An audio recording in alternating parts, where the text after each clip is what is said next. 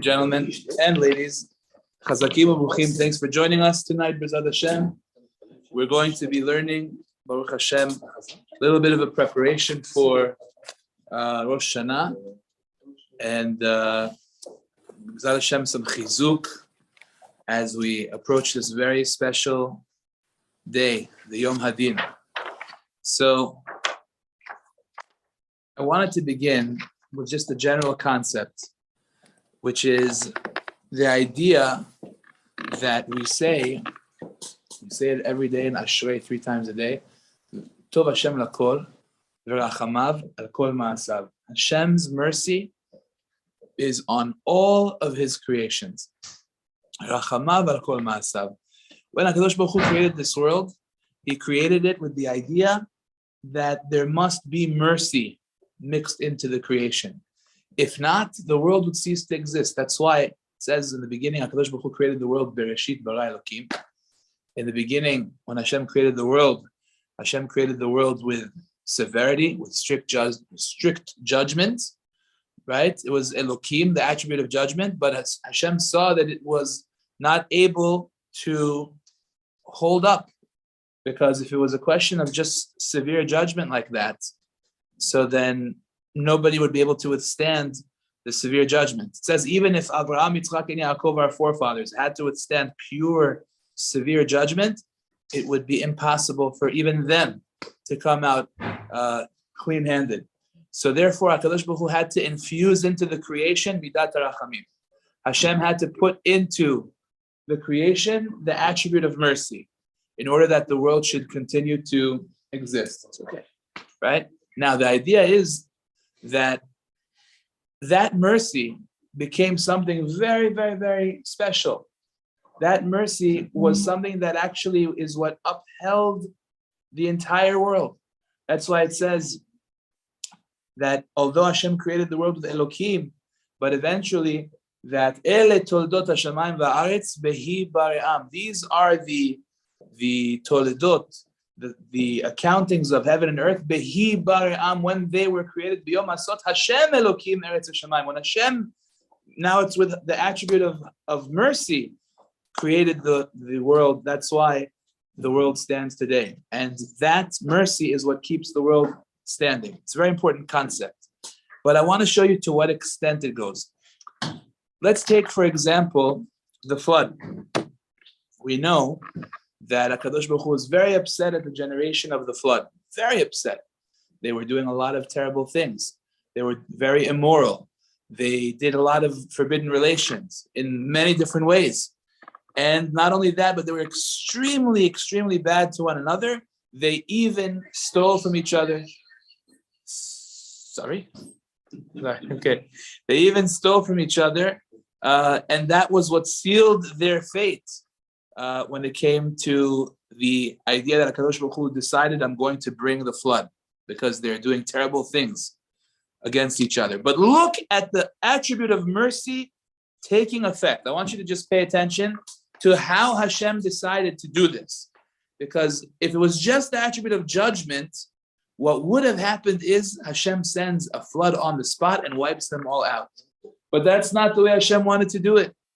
The way Hashem wanted to do it is that, first of all, I'm going to have this guy Noach build a teva. I'm going to have him build an ark. This ark is going to take him 120 years to build it. Enough warning. What? Enough warning. Yeah, 120 years to build this ark. Now, why? Why should Hashem give a person such a project? The answer is Hashem wanted people to walk by the ark, see Noach building the ark, and they're going to ask him, why are you doing this? What's going on?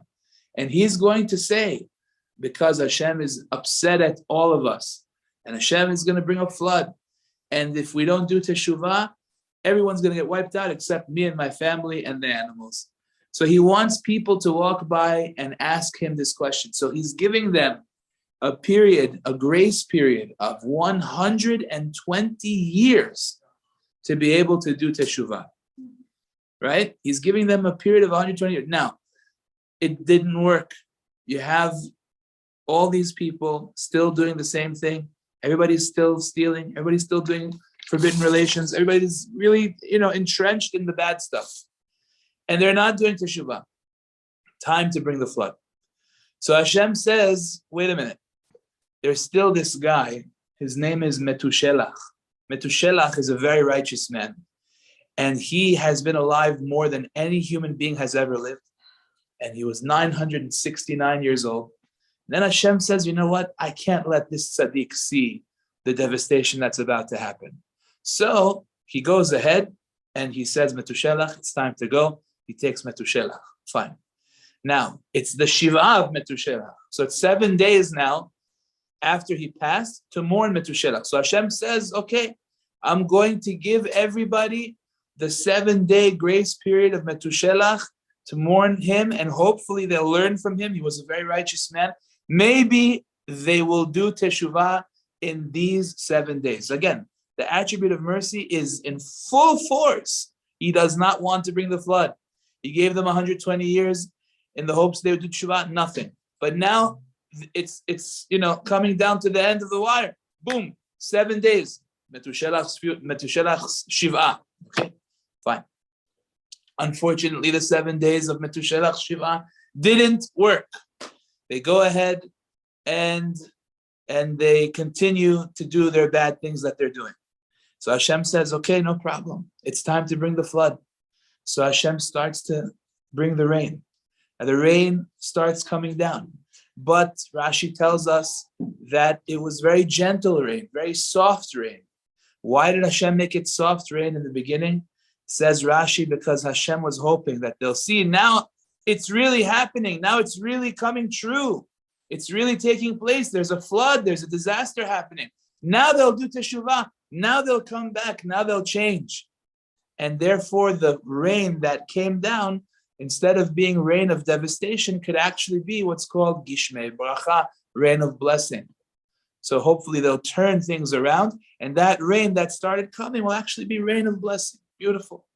So it starts raining, and it's coming down very heavy, and everything starts getting flooded. Everything is saturated. All the water comes all the way up, and Noach has no choice anymore but to, because of the water that's pushing at him, has no choice but to enter the ark and to save himself and his family. And it's a very interesting thing. Rashi says a very interesting thing, that it says that Noach went into the ark mipnei mea mabul, because of the waters of the flood. And Rashi says, you see that af Noach miktanei hamanah, even Noach was somebody that was lacking faith. He believed and he didn't believe that the flood would come. Now everyone asks, what does that mean? Noach, you didn't believe in the flood? What are you talking about? Noach was a big tzaddik. Hashem said something. Obviously there's going to be a flood. What do you mean, Noach? What's the matter? So I believe it was Rav Chaim Shmulevitz or Shiva of Mir. He said, you don't understand what it's saying. Noach had so much faith in the mercy of Hashem. He believed so much in Hashem's mercy that HaKadosh Baruch Hu, look, he gave us 120 years. It didn't work. He gave us the 7 days of Metushelach. Didn't work. And he even gave us the beginning of the rain that should come down gently. Didn't work, but there's got to be still something left. Of course, he believed that Hashem is going to bring the flood, but he didn't believe that Hashem's mercy would ever run out. But at a certain point, Hashem said, okay, enough is enough. The idea being, gentlemen, that you see this concept that Hashem does not want to punish, to wipe out. Hashem is not someone that is desiring, looking to do bad or give a bad decree to someone. It's the exact opposite. HaKadosh Baruch Hu wants to judge favorably, wants to look at a person favorably. But sometimes we give him no choice. We're unwilling to look and to see that we have things that we need to work on. We're unwilling to see that we need improvement. We're unwilling to admit that we have a problem. And that's the first step, to admit that we have a problem, to admit that we need to work on ourselves. And that's why we're here, to come to Rosh Hashana saying, HaKadosh Baruch Hu, we know that we have what to work on. But still, because we admit, because we agree, we have to improve, and we are going to try. Give us a good judgment. Give us a favorable judgment. Now, I want to point out something very important, extremely important. The date of Rosh Hashana is Aleph Tishrei. This is going to continue the theme of the incredible mercy from HaKadosh Baruch Hu. Why did Hashem decide, when He told us about the holidays of the year in the Torah, why did Hashem decide that Aleph Tishrei, the first day of Tishrei, is going to be the day that He judges the Jewish people? What is the reason for that? Why wasn't it a different time? So this question was asked by many great authorities. And I'm going to share with you the answers that they give. And each one of them is going to shed light on the idea that Hashem wants to judge us favorably. He does not want to give us a bad judgment. It's so important for us to realize this, because if we realize this, then it'll encourage us to do teshuvah. It'll encourage us to come closer. It's no different than a father and a son, if you think about it. When a father sees a son misbehaving, obviously the father is upset. The son is doing something wrong, and he has to change himself. But it doesn't make a difference. The father wants the son to do the right thing. He doesn't want to punish him. He'd rather him just change and not do anything and let things go. Now, the first answer to this question is, why is it Aleph Tishrei? What's the significance of the first day of Tishrei? As you all know, the first day of Tishrei was the day that Avraham Avinu almost sacrificed his son Yitzchak Avinu. Avraham Avinu almost slaughtered his own son on this day. And that is already a day of tremendous, tremendous merit for all of us in the merit of our forefathers. Incredibly important to understand that. So Hashem puts the day of judgment on the very day that Avraham Avinu, our forefather, almost sacrificed Yitzchak. Not only that, but that's why we have this beautiful custom that we all go right after Mincha. We all go down to the water and we do what's called tashlich. Why do we do that prayer tashlich by the water on the first day? So the Mefarshim point out that when Avraham Avinu was told to go slaughter his son Yitzchak, so for 3 days, he was presented with different arguments by the Yetzer Hara. As you all know, the Yetzer Hara presents arguments to us all the time. It's cold. Why are you getting out of bed? You're tired. You need the rest. You need the sleep. Who cares about Shachrit right now? You'll do it later or not at all. It's okay. Also, you're busy, etc. You don't have to go learn. You're busy. You haven't seen your kids the whole day, right? All kinds of arguments the Yetzer Hara will give a person. Okay, so it's not the best hechsher. It's not kosher, but you're hungry. You need to eat, etc. All kinds of arguments the Yetzer Hara always presents a person. So for 3 days, Abraham had these arguments coming at him, and then Abraham said, "Okay, we're going," and they went. The Yetzer Hara saw that he couldn't stop them, so he had to present a physical obstacle. That obstacle was a river. The Yetzer Hara came in the form of a river and did not allow Avraham and Yitzchak to pass through the river. Avraham goes in with Yitzchak as deep as he can till the water comes all the way up to here. And then he says, I've done as much as I can. He tells HaKadosh Baruch Hu, he says, Hashem, you asked me to slaughter my son Yitzchak as an offering to you. Hashem, I'm here, I'm in the water. I didn't think twice about what you asked. You asked me to do it, I'm doing it. You wanted me to bring my son to slaughter him, I'm trying to do it. If my son drowns in the water, how could I bring him as an offering? And at that point it says, Hashem yelled at the Satan, said, get out of there, and they were able to cross through. So we go and we do tashlich by the water on Rosh Hashana specifically in order to remind HaKadosh Baruch Hu, remember what happened with the water, that Avraham and Yitzchak were mosrim nefesh. They made every effort, even risking their own lives in order for Avraham to slaughter Yitzchak by the water. That was when they were trying to, not by the water, but as they were traveling through the water. They were willing to give up their lives for that. So we're asking for Hashem to remember that incredible moment. So HaKadosh Baruch Hu says, guess what I'm going to do? I'm going to make the day that I judge you, the day that happened. Amazing thing. So that already, by the mere fact that it's happening on this day, I already look at you favorably. Because you're the descendants of Abraham, Yitzchak, and Yaakov. It's an amazing thing that the month of Tishrei, another beautiful point which is brought down, the month of Tishrei has a mazal. It has a, like they say, the horoscope, right? And the mazal of the month of Tishrei is moznaim, a scale. That's the mazal of the month of Tishrei.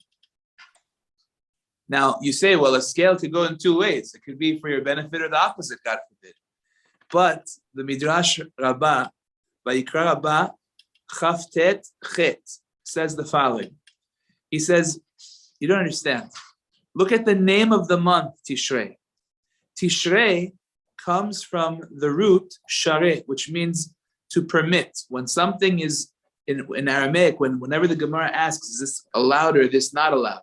So the Gemara says, is it shareh? Is it mutar? Is it permissible? The word mutar, permissible, actually comes from the word leatir, to untie. Says the Midrash, the word Tishrei means Hashem, untie them from the judgment, release them from the judgment. Tishrei, Tishbok, Techaper, which means untie them, leave them, atone for them, al chove amecha, for the sins of your nation. And then, when is that? What is the month of Tishrei called in the Torah? It's called the Chodesh HaShevi'i. It's called the seventh month. Says the Midrash. Why is it called the seventh month? The Chodesh HaShevi'i, seventh month, because Shevi'i is the same root as the word Savea, which means it's full. What is it full of? Says the Midrash, it's full of wonderful things. It says Savea, it's full of wine, because it's after the summer when they harvested all the grapes and made wine. It's full of brachot, it's got Yom Kippur, it's got Sukkot, it's got Lulav and Arava. It's got lots of mitzvot in this month. So the reason HaKadosh Baruch Hu put the judgment day in this month, it's because it's a month that the name of the month itself is saying, Hashem, forget about their avirot, forget about the bad things that they did. Look at the month, it's full of good things. They're going to sit in the sukkah, they're going to fast on Yom Kippur, they're going to take lulav and etrog, they're going to do lots of wonderful things. Hashem, look at these wonderful things. It's Chodesh HaShevi'i, it's the seventh month, which is Savea. Savea means it's full of wonderful things that they're going to do. That's the whole reason that HaKadosh Baruch Hu, to begin with, puts the day of judgment in this month, on the first day of this month. So that to begin with, we're already on a better footing than we would have been had it been on another month. Are we clear so far? Everything clear? Yeah, 100%? I need to see like incredible smiles from ear to ear. I mean, this was big chidushim, I'm telling you right now. Big. What? Are you following or no? There's a test on this afterwards. No, I need to know that you guys are following what I'm telling you. Very important, tzaddikim. They're also listening, Baruch Hashem. So let's recap so far so that we know going ahead. We said, first of all, Aleph Tishrei is the day of Akedat Yitzchak. We go to the water to remember what happened, how Avraham Avinu couldn't cross the water because the Yetzer Hara was trying to stop him, and he was Moser Nefesh to do the slaughtering of his son Yitzchak. Then we said as well that this is the month that even the name itself tells you how many good things we're going to do in this month, and that Hashem should let go of the bad things. Tishrei, which means let go, untie them from the judgment. That's number 2. Now, comes along the Ran, Rabbeinu Nisim Girondi. Rabbeinu Nisim was one of the great Rishonim. He's found in the back of almost every Gemara, and so too in the back of Masechet Rosh Hashana. The Ran asked this question as well. Abotai, we're going to learn a Ran together. Great to come just tonight to learn a Ran. Amazing. Says the Ran, unbelievable. He asks this question. So we have a question over here. Let me mute everybody, guys. I want to mute you. I'm sorry, Mechila.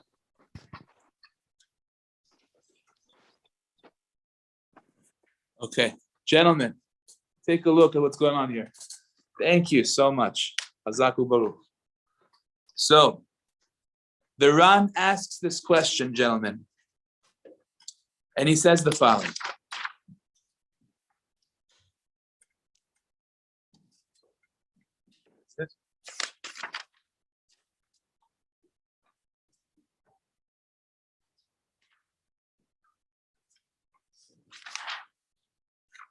One second, guys. Rabbi Ben Girondi.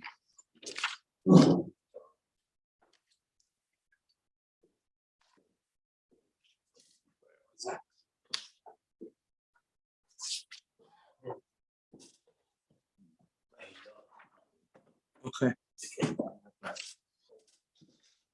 Oh, I'm in the wrong. Okay. All right, guys. 1 second, bear with me. Here. Okay, so says the Ran. Let's read it inside. V'yesh lish'ol, asks the Ran, Lama Adam nidon beRosh Hashana yoter mi b'shar yamim? Why did Hashem make Rosh Hashana on this day? Sorry, yoter mishar yamim on other, more so than on other days. He says you have to think about it this way. He says we know that the Mishnah in Masechet Rosh Hashana tells us there are a bunch of Rosh Hashanahs. It says that on Sukkot we're judged for water. Sukkot we're judged for water. Okay. On Pesach we're judged for the grains. We want to know that we're going to be able to eat our Wheaties. You know that we're going to be able to eat our Rice Krispies. You know we have to know these things, right? So when do we get judged on these things?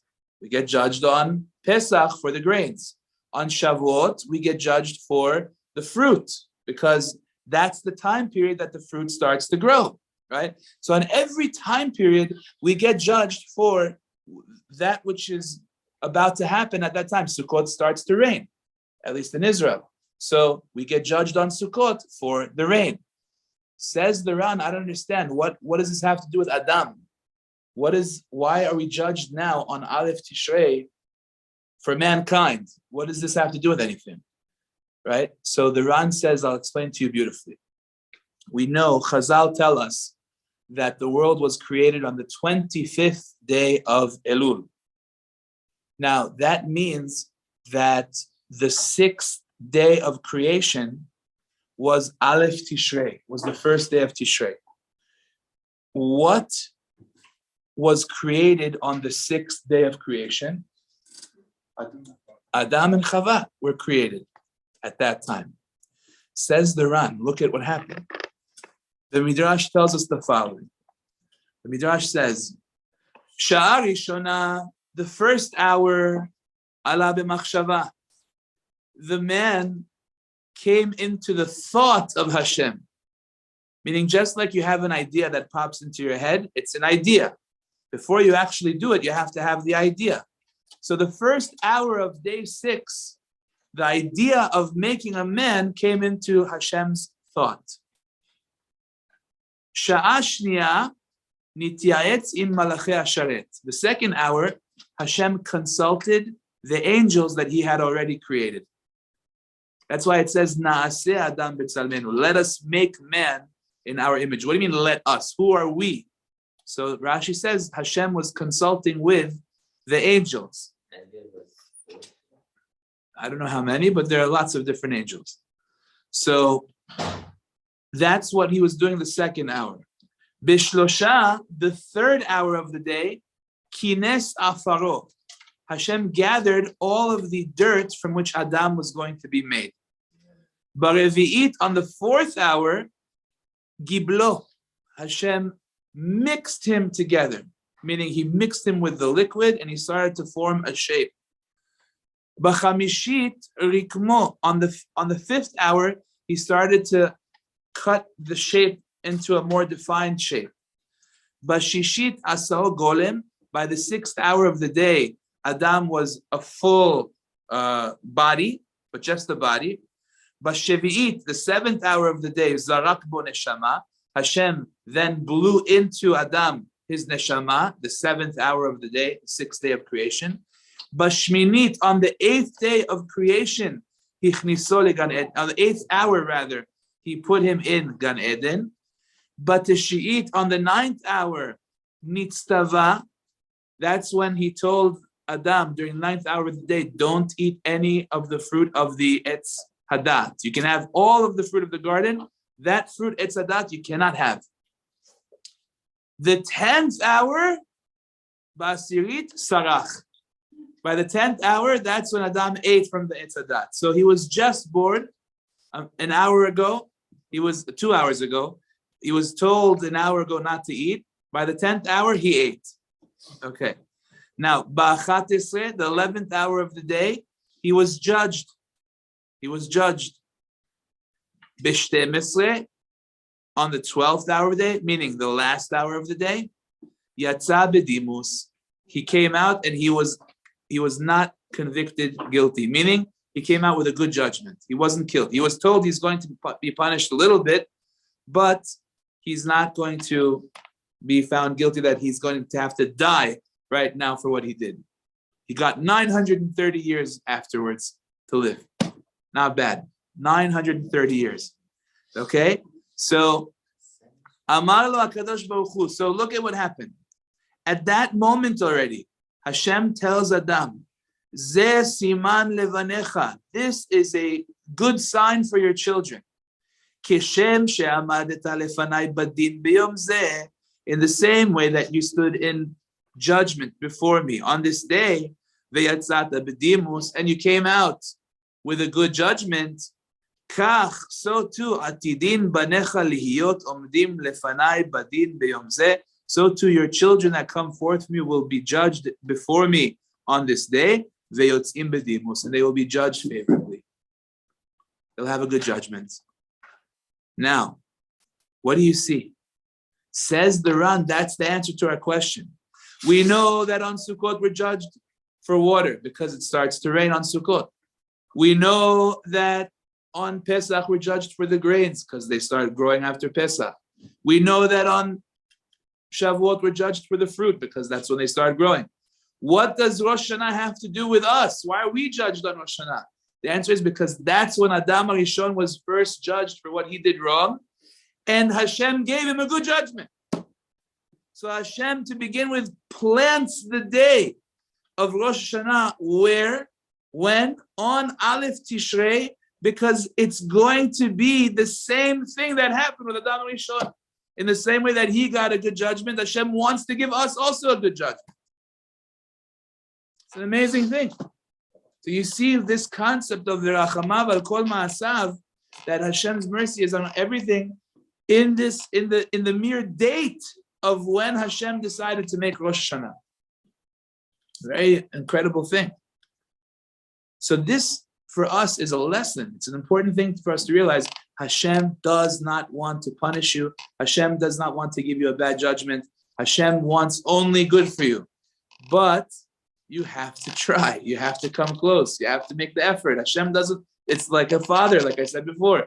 A father looks at the child. He doesn't want his child to do things that are wrong, but he doesn't want to punish his kid when he does, but sometimes you leave him no choice. How is he going to learn if you don't punish him? If you don't discipline him, he's not going to learn. So now, being that that's the case, so look already, historically, what happened after Adam HaRishon was found to be, so to say, to get a good judgment. Look at all the wonderful things that took place on the 1st of Tishrei, moving forward. First of all, what do we read on Rosh Hashana? Who remembers? Who remembers the Torah reading on Rosh Hashana?